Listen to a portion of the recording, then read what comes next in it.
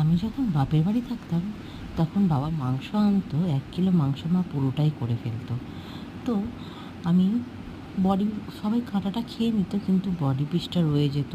পরের দিন বডি পিসটা খেতে ইচ্ছে হতো না, নষ্ট হয়ে যেত। তাই জন্য আমি শ্বশুরবাড়ি বিয়ের পরে এসে দেখলাম যে মাংসের বডি কীভাবে ব্যবহার করা হয়। তো বডিগুলো ঘুগনিতে দিয়ে ব্যবহার করা হয়। প্রথমে পেঁয়াজ, কাঁচা লঙ্কা, আদা রসুন।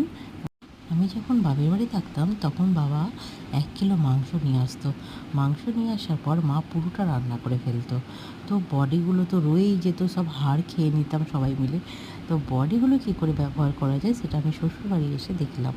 প্রথমে পেঁয়াজ, কাঁচা লঙ্কা কুচি কুচি করে কেটে কড়ার মধ্যে তেল গরম করে আমি দিয়ে দেবো।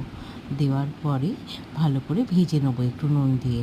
বডির ব্যবহারটা আমরা ঘুগনির মধ্যে দিয়ে করতাম, দেখুন বন্ধুরা। তারপর মাংসগুলো ছোটো ছোটো করে কেটে আমি ভেজে নেবো, যতক্ষণ না আদা রসুন দিয়ে ভালো করে কষিয়ে নেবো, যতক্ষণ না জলটা শুকনো হয়ে তেল বেরোচ্ছে মাংস থেকে। তারপর একটা টমেটো কুচি দিয়ে দেবো। টমেটোটা যতক্ষণ না গলে ততক্ষণ কষিয়ে যাব। কষানোর পরে আমি মশলা দেবো, হলুদ গুঁড়ো, লঙ্কা গুঁড়ো, রেড চিলি পাউডার, ধনে গুঁড়ো আর একটু সামান্য টমেটো সস। আরও চানা মশলার প্যাকেট ছিল না বলে চিকেন